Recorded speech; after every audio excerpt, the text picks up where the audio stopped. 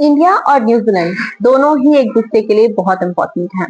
जहां पर इंडिया को न्यूजीलैंड का सपोर्ट चाहिए अपने बहुत सारे सेक्टर्स को, बहुत सारे एरियाज, तो वहीं पर न्यूजीलैंड को भी उतना ही सपोर्ट इंडिया से चाहिए अपने लेवल पर ग्रो करने के लिए। अब वो कैसे? तो सबसे पहले बात करते हैं इंडिया किस तरह से सपोर्ट कर सकता है न्यूजीलैंड को।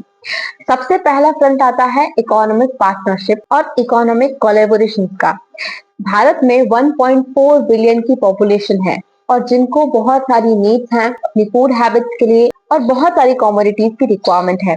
अब जो न्यूजीलैंड है उसके पास में बहुत स्ट्रॉन्ग एग्रीकल्चरल मार्केट है। वो हमें वाइन एक्सपोर्ट कर सकता है, मीट, डेयरी प्रोडक्ट्स ये सब एक्सपोर्ट कर सकता है और इसलिए न्यूजीलैंड के लिए इंडिया एक बहुत बड़ी अपॉर्चुनिटी है सो दैट वो अपने इकोनॉमिक सेक्टर को ग्रो कर सके, अपना ट्रेड एफर्ट भारत में बढ़ा सके। अब इसके अलावा भारत की स्किल्ड वर्कफोर्स भी न्यूजीलैंड के लिए बहुत इंपॉर्टेंट रोल प्ले कर सकती है, क्योंकि जो इंडिया है वो अभी भी न्यूजीलैंड का लार्जेस्ट सोर्स है स्किल्ड माइग्रेंट्स का और सेकेंड लार्जेस्ट सोर्स है इंटरनेशनल स्टूडेंट्स के लिए। और इंडिया की जो वर्क फोर्स है वो आईटी सेक्टर में काफी ज्यादा स्किल्ड है। इस टाइम पर हमारे पास में एक स्ट्रॉन्ग स्किल्ड वर्कफोर्स है अभी के टाइम पर, और न्यूजीलैंड के पास में इसी स्किल्ड वर्कफोर्स की कमी है। तो न्यूजीलैंड को अगर अपने आईटी सेक्टर, अपने इनोवेशन, अपने टेक्नोलॉजी के सेक्टर्स को और ज्यादा स्ट्रॉन्ग करना है तो उसको स्किल्ड वर्कफोर्स की जरूरत है जो इंडिया उसे प्रोवाइड कर सकता है। इसके अलावा डिजिटल इकोनॉमी भी भारत की बहुत स्ट्रॉन्ग है। हमारे पास में 800 मिलियन इंटरनेट यूजर्स हैं, एक्टिव यूजर्स हैं। और अगर न्यूजीलैंड को अपने आर्टिफिशियल इंटेलिजेंस, अपने आईटी सेक्टर्स और दूसरे टेक्नोलॉजिकल सेक्टर्स को ग्रो करना है तो उसके लिए इंडिया एक बहुत अच्छा मार्केट हो जाता है।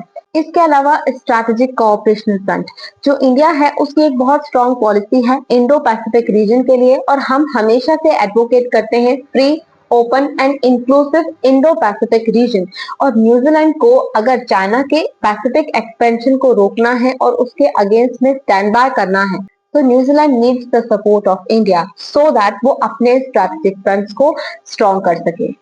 अब कैसे न्यूजीलैंड इंपॉर्टेंट है इंडिया के लिए उसे समझते हैं।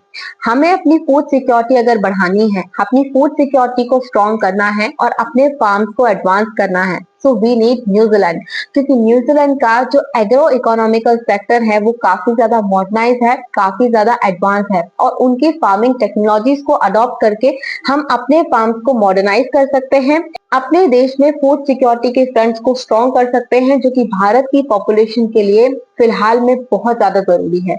इसके अलावा न्यूजीलैंड के पास में एक बहुत ज्यादा स्ट्रॉन्ग टॉप टायर का एजुकेशन सिस्टम है और उसके वोकेशनल ट्रेनिंग प्रोग्राम भी काफी ज्यादा स्ट्रॉन्ग है। और हमारे पास में मतलब इंडिया के पास में एक रिच डेमोग्राफी है। अब उस रिच डेमोग्राफी को स्केल करना भी भारत के लिए एक बहुत बड़ा चैलेंज है और इसमें न्यूजीलैंड हमारी मदद कर सकता है, क्योंकि उसके पास में स्ट्रॉन्ग वोकेशनल ट्रेनिंग प्रोग्राम हैं जो हमारी वर्कफोर्स को स्केल कर सकते हैं, जो कि कल को अगर यही वर्कफोर्स स्केल हो जाएगी तो उनको फाइनेंशियल अवेलेबिलिटी मिलेगी, फाइनेंशियल फ्रीडम मिलेगी और वो भारत की इकोनॉमी को ग्रो करने में हेल्प करेंगे।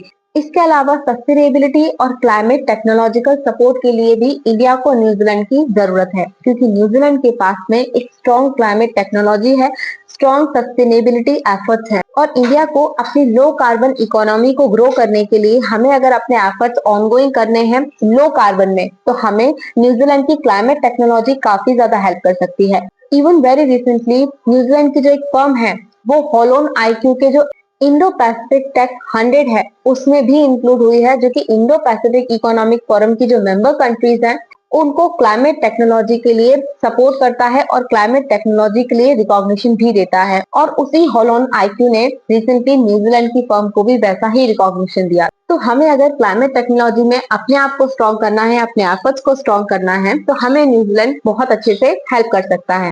उसी तरह से न्यूजीलैंड हमारे लिए एक स्ट्रैटेजिक मार्केट हो सकता है। वो ऐसे कि न्यूजीलैंड के पास में एक बहुत बड़ी एक्सक्लूसिव इकोनॉमिक जोन है और जितनी बड़ी एक्सक्लूसिव इकोनॉमिक जोन किसी कंट्री के पास होगी उसको मैरीटाइम सिक्योरिटी कंसर्न्स उतने ही ज्यादा होंगे और उसको काउंटर करने के लिए उसे सर्विलेंस नेटवर्क की जरूरत होगी। और न्यूजीलैंड को यही सर्विलेंस नेटवर्क इंडिया प्रोवाइड करेगा, राडार प्रोवाइड करेगा। तो हमारा जो स्ट्रैटेजिक कोलैबोरेशन है डिफेंस सेक्टर में, मैरिटाइम सेक्टर में, वो भी बूस्ट होगा न्यूजीलैंड के साथ में। और इसके अलावा रीजनल स्टेबिलिटी में भी इंडिया और न्यूजीलैंड एक दूसरे के साथ खड़े हो सकते हैं, क्योंकि पैसिफिक एक्सपेंशन चाइना का एक बहुत बड़ा एम है और इंडिया और न्यूजीलैंड दोनों ही एडवोकेट करते हैं free, open and inclusive Indo Pacific region. तो ये दोनों ही देश अगर एक दूसरे के साथ खड़े होते हैं तो चाइना को काउंटर करने में भी हेल्प मिलेगी और एक दूसरे की इकोनॉमी को और दूसरे एरियाज को सपोर्ट भी मिलेगा। और इसीलिए न्यूजीलैंड ने 2011 में एक पॉलिसी भी लॉन्च की जिसका नाम था opening the doors for India policy, जिसमें कि न्यूजीलैंड ने ये फ्रंट रखा था कि हम अपने कोलैबोरेटिव एफर्ट्स इंडिया के साथ बढ़ाएंगे, इकोनॉमिक फ्रंट पर, सोशल फ्रंट पर, पॉलिटिकल फ्रंट पर, डिफेंस फ्रंट पर, कल्चरल फ्रंट पर, और वो सारे फ्रंट्स जो कि दोनों ही देशों के लिए बहुत इंपॉर्टेंट है उन सभी एरियाज में। तो दोनों देश एक दूसरे के लिए बहुत इंपॉर्टेंट फ्रंट होल्ड करते हैं।